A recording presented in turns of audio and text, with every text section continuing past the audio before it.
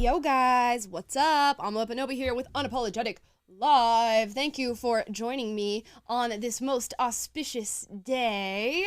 Today, what is today? Today is Thursday, right? Today is Thursday. It's almost Friday. It's almost Friday, and Taylor loves Almost Friday. Those little Instagram photos that say Almost Friday. I don't know if everyone knows about them, but yeah, it's a social media brand, Almost Friday. Look them up. They post awesome pictures, and I share one every single Friday to my story. So every Thursday to my story, because it's almost Friday. Yeah, you can always count on Taylor for posting his Almost Friday on Thursday. Anyways, guys, hope you're having the most fantastic day. Today, I just want to have a little sort of ranty video. We are going to respond to some videos that I found on the internet and that I've seen, this year and very recently, 2 of these. And I just want to posit the question of, is politics supposed to be theatrical? Because now it is, and maybe you guys can say, well, politics has always been theatrical in some way, shape, or form, but I feel like we are reaching peak theatrics in our political discourse, in our political campaigns, and all this different stuff that we are engaged in as, a civil society. Are we still a civil society at this point? I don't know.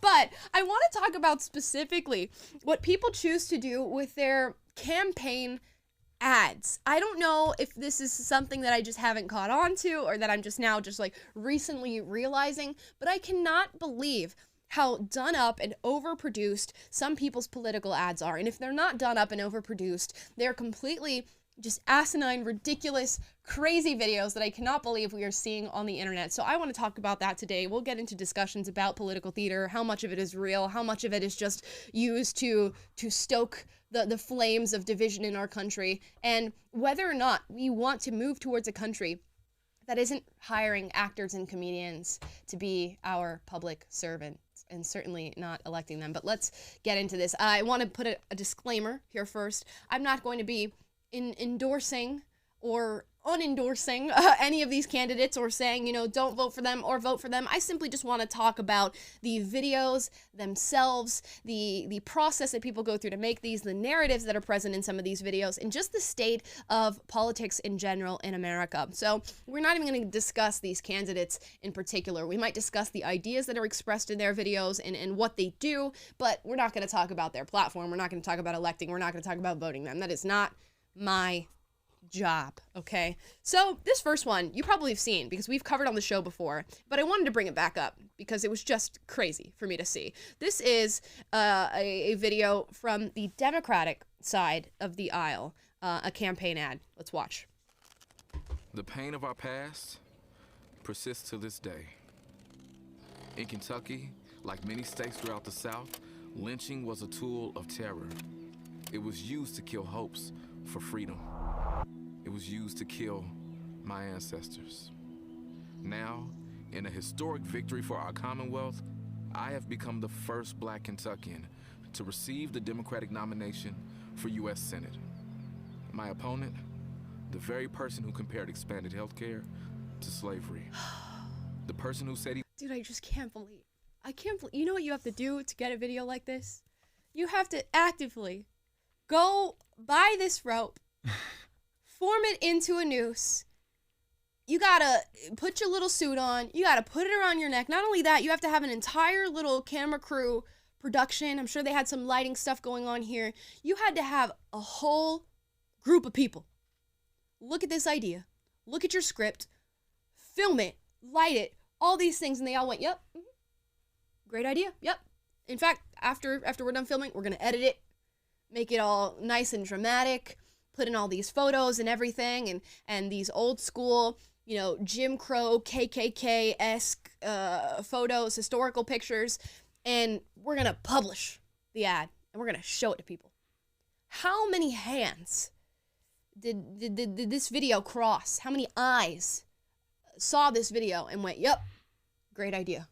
This'll get them. This'll get them. This is gonna be a tearjerker. They're gonna be utterly shocked at the idea of a noose, because it's not like the media has been parading around noose hoaxes of Jussie Smollett and Bubba Wallace all over the airwaves for the last several years, and it's just if it weren't something that was so overdone already in the mainstream media, this might achieve that shock value reaction that he's looking for. Right. But it's just the race narrative is just become, you hear it every day and you see it every day, and the Hollywood and the mainstream media go out of their way to, like, you know, it reinforces narrative anyway. So he's playing off of what's basically become just a cliche. Yes. And it's, you know, and I blame the media for this, but it's lost its power, and it shouldn't have. It should be something that we react to, but it just feels like he's just leaning into relying on this trope or something. Yeah, it's just lame, man. And I like what you said. It is shock value.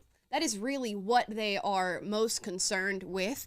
It seems like we talked about before, when you just ingest all of this insanity day in and day out, all these news articles and the headlines and the crazy videos on the internet, and there's a different politician running for this and this and that, and you don't know where you stand, and everything's blurry and fuzzy. You need something crazy to cut through the haze that you're sitting in. And that seems like what all these politicians are doing these days. Now, I think it mainly happens on the left, but it sure does happen on the right, and we're going to talk about that today as well. They make a video that is just so salacious and ridiculous that it cuts through the haze, and you watch for a second and you go, wow, at least you watched the whole ad, which is the problem.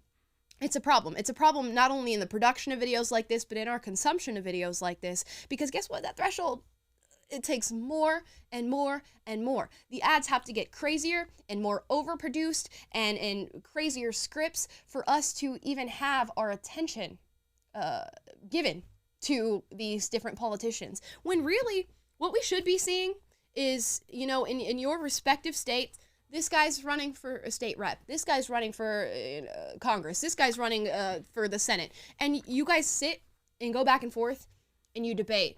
And people who care about their communities, people who care about their state, people who care about the future of legislation that's going to affect them, they'll sit and they'll listen to the candidates. And you come and you put on your suit or the dress for the ladies or a suit for the ladies, and you sit down and you talk through the issues and you say, I'm running for this, and here's my perspective. Here's my perspective. Here's where I stand. Here's what I want to get done. People watch that. They place their votes. But instead, we go, oh, not only am I a politician, but now I'm an actor, and let's put this noose around my neck, and let me hire the production crew and the lighting crew, and they can come and film me as they talk about the KKK and lynching and liken it to what we're going through in the modern age. That's how high the threshold is now, that this is what breaks the barriers for people to watch a political ad. Blows my mind, but there's more, ladies and gentlemen. Let's keep watching. He would have opposed the Civil Rights Act. The person who single-handedly blocked an anti-lynching act from being federal law. Pause. Did anybody get lynched because that act didn't become federal law? I'm just curious. If we have any lynching experts or people who keep up on lynching data in the United States, did anybody get lynched because there wasn't a federal anti-lynching law? Let me know. I mean, it's possible that somebody got lynched because of that, but I doubt it. The choice couldn't be clearer. Do we move forward together, or do we let politicians like Rand Paul forever hold us back and drive us apart? Dude, what? In November, we will choose healing.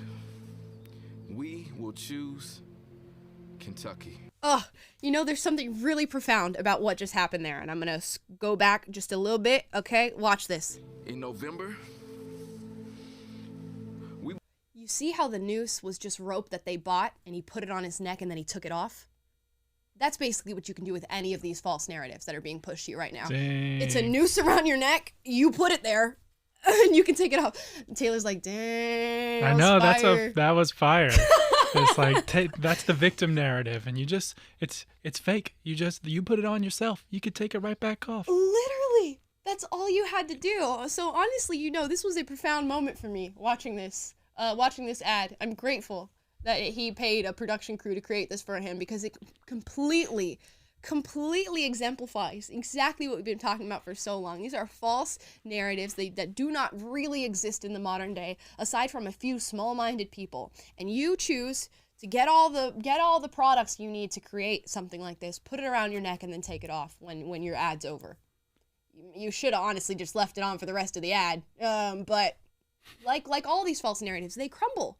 They crumble, whether or not this person's going to recognize it or not. But even so, beyond the message of racism, just look at this. Why am I watching like a scene out of a movie when I'm looking for a political candidate to support? Why? That question will plague us all forever. But I will say, I just got a great idea for a PragerU ad. Okay. Where Amala will be the star. And all we need is a noose and a tree, and you're going to put it over your neck. So many great stories take it start off with a noose. Like victim. No, I'm just kidding. I'm joking that we would, make the reverse of this ad, which is, but based on what you just said, of like, I started thinking for myself and took off the false victimhood oppression that was on me from the victim narrative. Yes, and look how easy. Look how easy it was. We honestly should make that video. Oh my God, would we be? We could do it as a satire of this ad. That would be fire. I mean, I can't even bring myself to do it because I feel like I'm engaging in the same BS that these people are doing. I can't even bring myself to make a joke about the type of ads that these people are creating.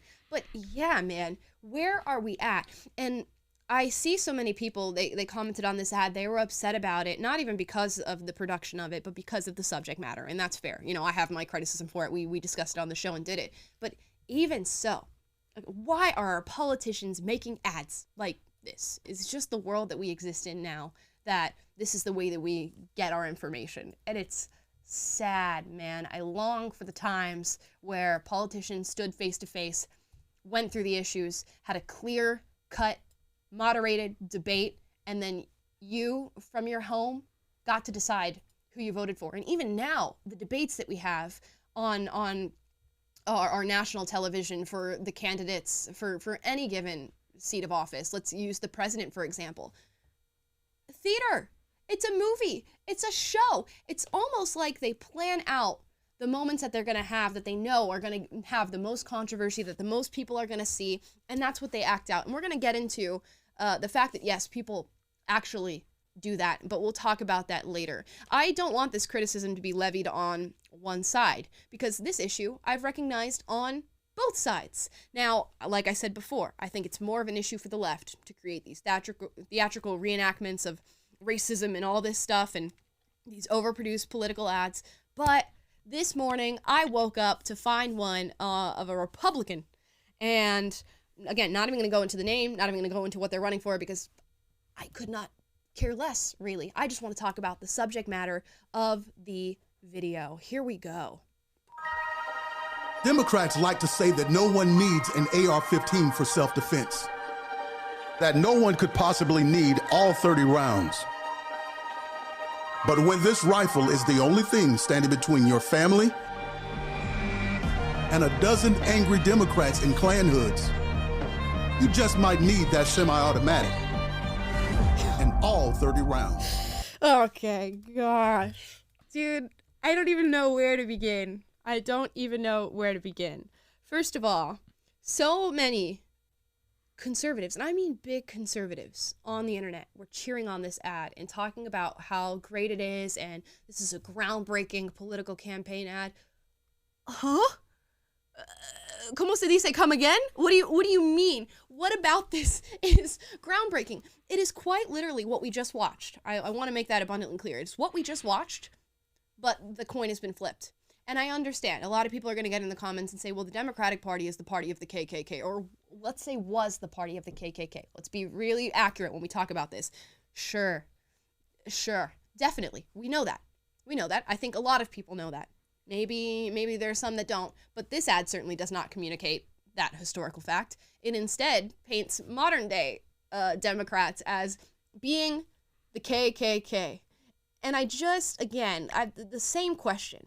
How many hands, did this pass through? How many eyes saw this ad and went, yup, that's the stance we're going to take. Yep, that's what we're going for. And of course, it gets you millions of views. Super salacious, oh, crazy, outrageous.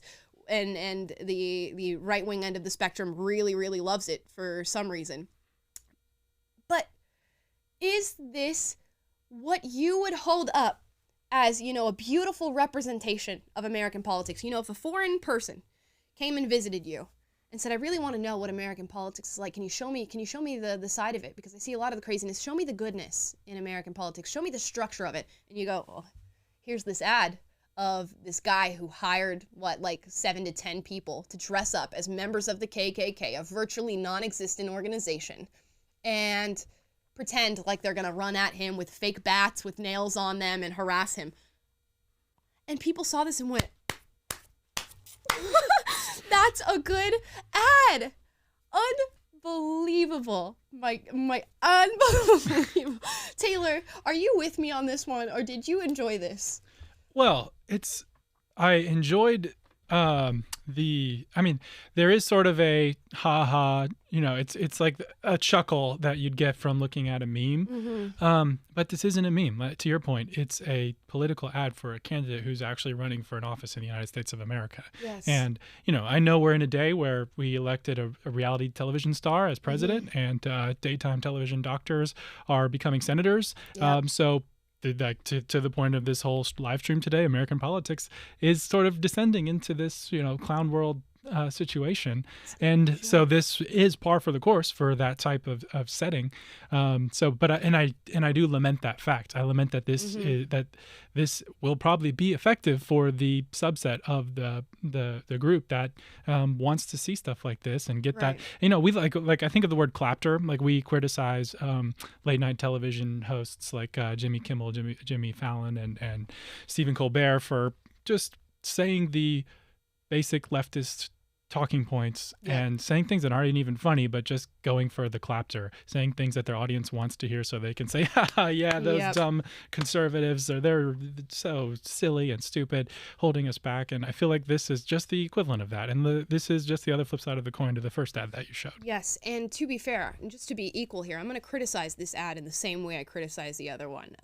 There are so many things wrong with what I just saw. First of all, you guys are watching right now. You guys know where I stand on things. We're going to agree on most things. In fact, if I met this particular candidate and we had him on the show and we talked about all the different social issues and things we're facing right now, guarantee you we're going to agree on probably 90% of the things that we talk about. But do you guys have people who are left-leaning in your life? I'm sure you do. I'm sure your parents, your auntie, your uncle, your peers, your friends, there's somebody in your life who doesn't represent your specific views and is on the opposite end of the aisle. Would you make an ad putting them in a KKK hood and saying that they're coming for you with bats with nails on them and weapons and hose and all this stuff? Would you do that? Do you think that's an accurate depiction of what it truly means to disagree with somebody and to be on the opposite end of the political aisle somebody? No. I don't view people who disagree with me as members of the KKK. In fact, most of them don't align with a single thing the KKK has to say, luckily. Luckily, I don't think really most people on this earth agree with anything that the KKK has to say, except maybe a small group of people on the outskirts. So why are we doing that? And we criticize the people who, put on the noose and talk about Jim Crow and the KKK and slavery, and we criticize them and we say, well, that's not a modern day problem. Why are you bringing that up now? We've progressed outside of that, but we got this guy doing it right here. So are we going to levy even criticism when we see somebody who disagrees with us do it, and then we see somebody who agrees with us who does it? Also, I don't know if any of you guys watch the news. I'm sure you watch the news. We have lots of shootings that are being reported on any given day. It's probably going to be one of the most hot button topics when it comes to where people choose to give their support. And in this ad, whoever wrote this decided to write this segment being, you're going to need your semi-automatic weapon with all 30 rounds when the angry Democrats show up. Huh? You're gonna need your AR when your political opposition shows up at the door? I'm sorry, what? I'm sorry, what? That's how you put your campaign out? It's the same exact thing that we criticize when people who disagree with us do it. But I've seen a lot of people sort of came out after me, after I said, I don't like this ad at all. I think it's completely ridiculous. Your side. Like I said, I would probably support this guy on most of the things that he talks about. We probably agree a lot.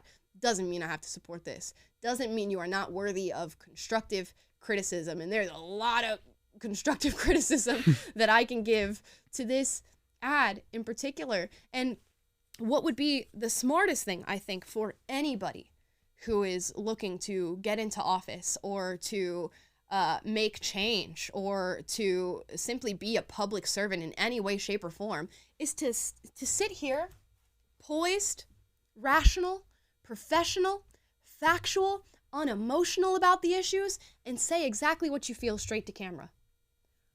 How powerful would that be when we live in a country that is just feasting off of turmoil and division and fire and protest and riot, to have a candidate come forth and go, all this other stuff is crazy. You see what he did? That's crazy. I'm coming to you because I care about your life. I care about making your community better. I care about this issue, this issue, this issue, and here's how I'm going to get it done. And here's where I stand. And I can be met with people screaming at me, spitting at me, calling me a racist, calling me a white supremacist, all these different things, but I'm going to stand firm. I'm going to stay cool, calm, and collected, and I'm going to get your problem solved. I mean, Florida's a great example if you see what's happening over there. That's somebody who's poised, professional, straightforward, and getting stuff done, but does not need the fanfare and the theatrics of hiring 7 guys to put on KKK hoods and run at him as if this is real life. Crazy to me. Crazy to me. And I can see where people on the right can watch this and go, that's a great ad. I love it. It supports my message. But think about what the goal is and think about what your goals are when you get into political discourse. Are we now just trying to rally our own side, rally our own troops, and we don't care about the people who sit in the center, which is most Americans? We're talking like 70% of Americans. We don't care about them anymore. We don't want to sway them. We don't want to be that rational figure that they can look to anymore. If that's the goal, then this is perfect. The perfect campaign ad. But it should not be the goal, in my opinion. You guys let me know what you think down below.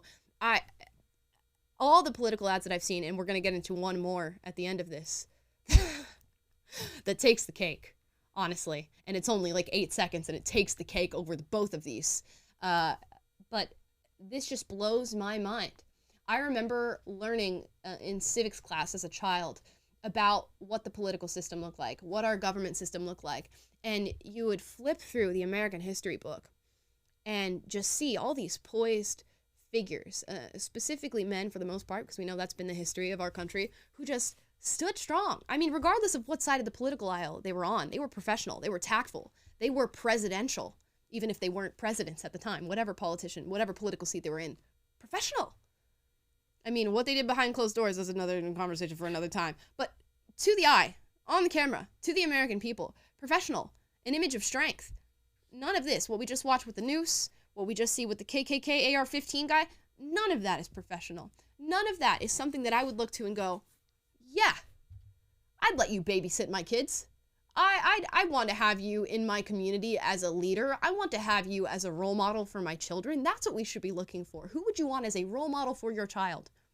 And certainly anybody who would engage in this sort of overproduction of a campaign ad, not it for me. Not it for me. Now, here's one last one. Oh, gosh. Real quick, I want to say we did a poll. Do you approve of that KKK political ad?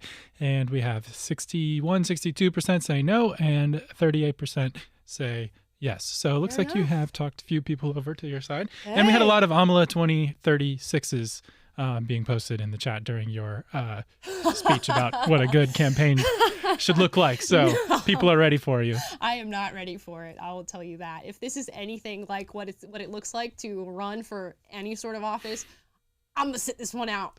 I'm going to sit this one out. Maybe I could like campaign manage and tell people what not to do because I'm pretty good at that, I think. But, oh my gosh. Here's one more. Wait, do we need to give a warning before this video too? Maybe, yeah, a little bit Children. of a warning. Children, avert your eyes. Do not watch right now. Come back in like 30 seconds while we watch this one. I'll give you a little bit of time to close out. Here's one more. We won't call this a campaign ad. This is just simply a TikTok, but she does ask for support at the end. Here we go.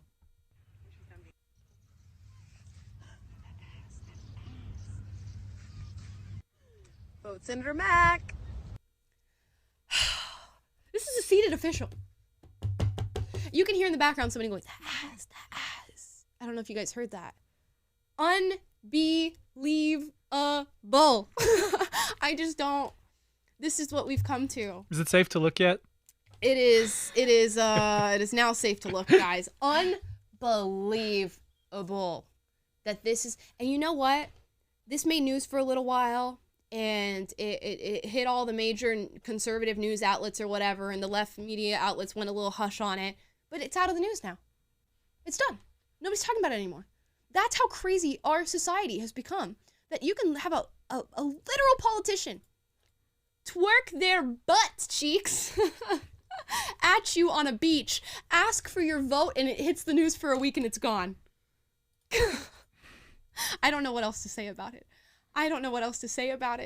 Other than we are done. If this is the state of politics right now, an utter joke. It is a joke.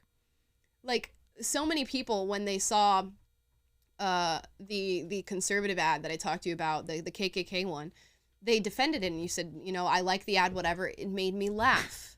I like the ad, it made me laugh. Are your politicians supposed to make you laugh?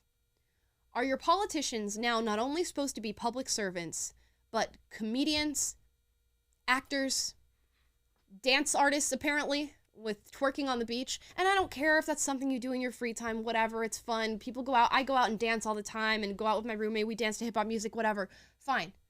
But to film it and then go, vote for me, baby, for my butt cheeks. And I'm sure, you know what? I'm also going to say, I'm sure it worked for some people. I went through the TikTok comments on this video, and people were saying, this is inspiring. I'll vote for you. You're so fun. You're so charismatic. I love this. You've got my vote when it comes time. That's just where we are, I guess. A lot of men saying, you know, she's got my vote. I don't know. I'm judging y'all. I'm judging you. I'm judging you. Normally, I like to refrain from but I'm judging you. I just don't get it. I don't know that there's anything else to say. Taylor. How far we've fallen from, you know, I like Ike and just good old school campaign sloganeering and debating the issues. And here we are twerking on social media and hiring people to dress up in KKK costumes and buying fake ropes like Jussie Smollett and putting them around our necks.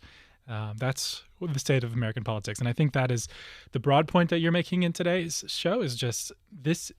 If we're saying we are moving in this direction, this is the direction in which we are moving. Yep. Is that a positive or negative development? Yeah. And it's to me, utterly, sheerly negative.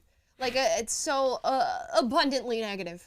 And it's not just their faults. Like, we can look at these videos and go like, shame on you for making a campaign ad, shame on you for doing this, but look, millions and millions of views. We're talking about it right now, for criticism purposes, of course, but people are talking about it in a positive manner and cheering it on and going, yeah, you've got my support because of this. You know, I remember in school, we're going to go back to school days, hearing about the times of Lincoln, even before his presidency, and what sort of entertainment people were engaged in. You would have people go to these outdoor theaters. I mean, in the blazing heat of summer, in outdoor theaters, sit down and watch not even two political candidates at the time. It could be candidates, it could not be, but men get on stage or get on their tree stumps, whatever at the time, stages and tree stumps, if you will. And they would stand there, talk about one political issue. They would bring up one issue, one philosophical question, a moral question, and just debate each other back and forth. Not for 30 minutes, not for an hour, 3 hours. They would have segments where a man would speak for just 2 hours straight, and the other man would get a 30-minute rebuttal, then speak for 2 hours straight, and then they'd go back and forth and back and forth. And people lined up to see these things happen, to sit down, to get to the bottom of their own moral and philosophical questions, to decide who they were going to support, who was going to be a better fit to their community. And now, fast forward to today, we hop on Twitter, we watch 2 30-second campaign ads, and we've made our decision. Honestly, before we've watched the campaign ads, we've made our decision about who we're going to support because we're so tribalistic. There is no question. There is no criticism. There is no skepticism about what people say. We don't have politicians stand up for an hour and defend their political stance on anything. We give them a 30-second soundbite on CNN or Fox News, and then we've made our decision about who we're going to support. How far we've fallen. And it honestly goes to show that as angry as people get about political issues, as much as they're willing to hop in the street and bring signs to the Supreme Court or protest any given institution on any given day, do we really care all that much? Do we really care all that much? Because the state of our system certainly doesn't speak to the fact that we care about anything at all. At all. We are just so willing to take in little sound bites and then make decisions about the future. And if you're looking at America right now, or at least the state of our political system or this current administration, and you're going, wow, I can't believe how messed up we are, it's kind of our own fault. Because we don't really seem to care. Or at least we've just gotten so far into technology and low attention spans that that's just our new normal. It's just the new cultural norm to take in such small bits of information and make such huge, profound decisions. Yeah, we talk about that on the show a lot, just the way that social media has altered our brains and made us such short attention spans, and there's no incentive to think deeply or, like this is a very weighty decision. Who is leading the country? What sort of laws are we going to have governing our country? And our decisions on that. First off, we're so adamant of like, oh, everyone get out to vote. Like people, you're voting based on, like you said, you don't even have to watch the ads. We're already entrenched in our respective sides. And, we just went out, we got a special coming out pretty soon, but we just went out on the street and just tried to foster civil discussions with people about the topic of race in America. And it's difficult because once you get past the first couple talking points that you see a billion times on social media, people just don't have anything. And it wasn't, we met with some hostility, but a lot of the conversations just sputtered out as soon as you asked them to think a little bit more deeply about their perspectives. Yeah, because we are so used to just developing opinions and not having any backing for them, not having any support for the opinions that we have, but we're so confident when we espouse them.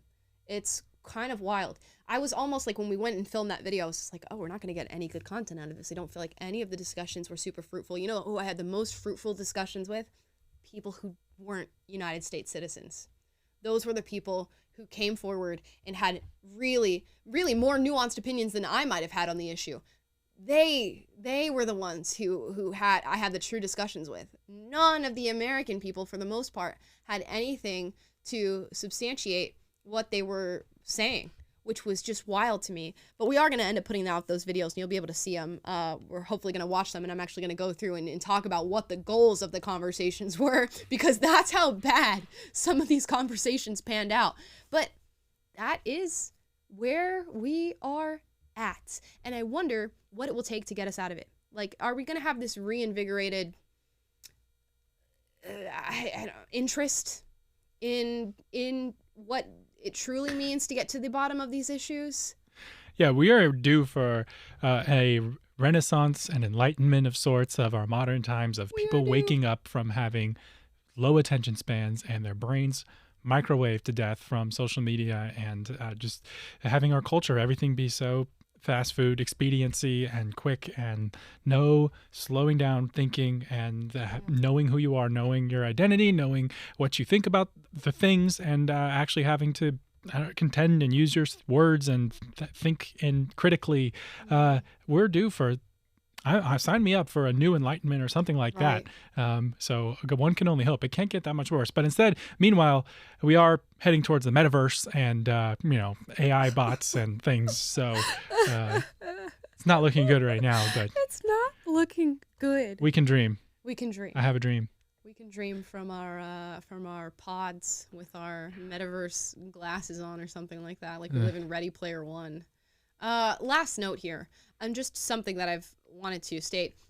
And I know most of you agree with me on this. It's totally okay to criticize people who are on your side of the aisle, by the way, guys. And that's another problem that we have on both sides of, this person is conservative, I'm supposed to agree with them, or this person's progressive, I'm supposed to agree with them on every single thing, and if I don't, then there's a problem with me. So many people were like, why would you criticize a conservative? I even had somebody say, like, because I made a video about this ad and said that this ad is ridiculous, come on now, guys. And this girl responded, and she was like, well, you just can't be trusted because you disagree with conservatives on this, and that. And Benny Johnson said it was a good ad, and he applauded it, so that means it's good. Dude, what? It's kind of wild to me. The best thing that you can do is give constructive criticism to anybody, whether or not they agree with you or disagree with you. And it is totally fine to step outside of your side and go, actually, I agree with them on this one. It's totally fine. You don't have to stand in lockstep with everything that your label agrees with.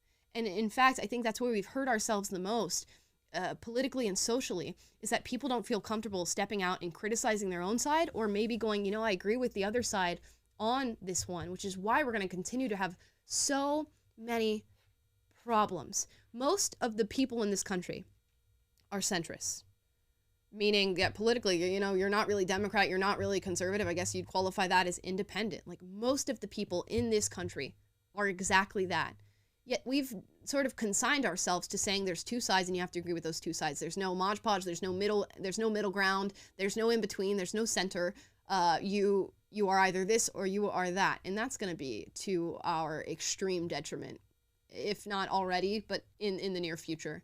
And I would like to see that change. So if you saw the short that I posted criticizing this GOP candidate and you didn't like it, you're going to get some more of that, unfortunately. I do often see things that are, you know, in the realm of conservative belief that I go, oh, I don't think I quite agree with that, or maybe I semi-agree with that, and here's where I don't. And we should all be making those arguments and having the discussions about those things, and I plan to do that a lot on this channel, so I hope you guys are along for the ride. And every time I do so, I will ask you for your own comment and your own opinion, and I would love to go through them in the comments, respond back and forth, which I've been doing all day now because of this particular campaign ad. So I hope we can foster that and encourage that. And maybe for today's commentary, you guys already picked which ad you thought was the worst, and it was the twerking ad, and I am inclined to agree with you on that one. I do think the twerking ad is just a new low that we've reached here in America. But today,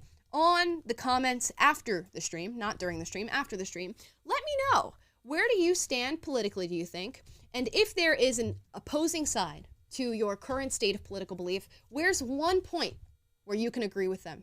Where's one point where you can give them grace? Where's one point where you understand where they're at in some way? Let's drop that down in the comments below. Let's break the caricature of everybody sticking to their own side and not being able to step outside of it for any given reason. You let me know where, in the comments down below, you might disagree with your current tribe when it comes to political thoughts. And I would love to see that, read through them, and hopefully there are some very interesting responses. I'm sure all of us, if we rack our brains hard enough, will find a place where we agree with our opposing sides. And I think that's where we close out for today. Enough of the fanfare, enough of the theatrics. We're just going to sit in front of the camera and talk, and I will see you guys tomorrow at 3 p.m. Pacific, 6 p.m. Eastern. Please like, subscribe, click the notification bell to be notified every single day when we go live. That is 3 p.m. Pacific, 6 p.m. Eastern. And if you'd like to listen to the podcast, go to Google Play, Spotify, Apple Podcasts. Leave us a 5-star review, because the left leaves 1-star reviews. Not all of them. Some of them like us. Some of them like to listen to what I have to say. I've gotten a few comments from people who lean Democrat, who say they love watching the show, and a few from centrists as well, who like what I have to say, which is very, very hope-inducing, I guess I will say. So thank you guys so much for watching. We'll see you tomorrow for Fun Friday.